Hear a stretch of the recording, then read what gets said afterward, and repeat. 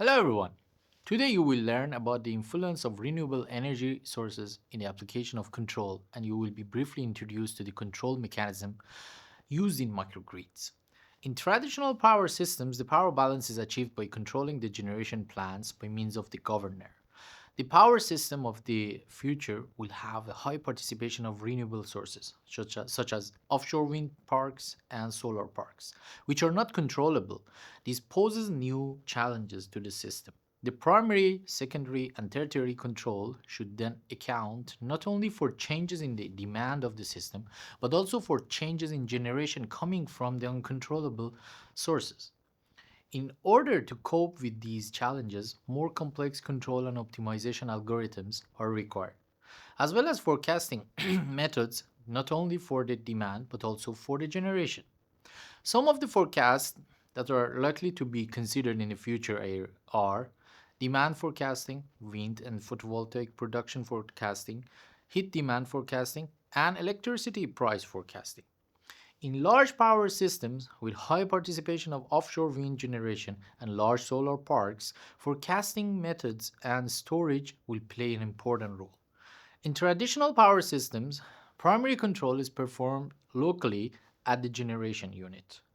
On the other hand, secondary and tertiary control are applied in a centralized way. However, this is likely to change in the future. Let's have a look at the difference between centralized and decentralized control. A centralized control is more suitable if there are common goals or a common operation environment. The number of nodes is generally limited, and the number of messages exchanges is also limited. In this case, suboptimal solutions lead to profit losses.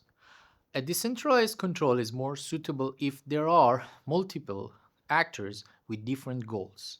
In this case, a suboptimal solution is probably acceptable given the high costs related to the communication network and complexity of the system. Decentralized control has the potential to operate in systems containing a large amount of distributed generation and actors. A microgrid can operate in grid connected and off grid mode. The control can be centralized or decentralized depending on the characteristics of the system. Let's assume centralized operation when analyzing the following case. When the microgrid operates in autonomous or off-grid mode, the voltage and frequency should be determined by the power converters in the system. In the case of a centralized supervisory control, one converter, known as master converter or grid forming converter, regulates the voltage and defines the current references for other converters, known as slaves. The master converter operates as a voltage source inverter and the slaves as current source inverters. A supervisory control is responsible of defining the power dispatch of the generation units and applying flexibility to the system using storage units, for example. Another possibility to provide flexibility to the system is to apply demand side management techniques, both off grid and on grid.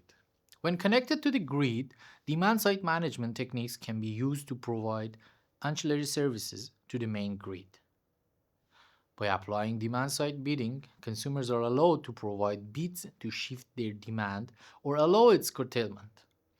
In the shift option, consumers can place two different bids, one for the supply of their high priority loads and one for their low priority loads.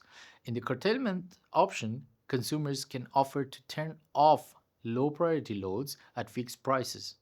These kinds of bids would fall under the economic optimization of the system. Today, you were briefly introduced to the concepts of centralized and decentralized control, as well as to demand side bidding based on shift and curtailment of loads. Would you like to see an example in which these concepts are applied?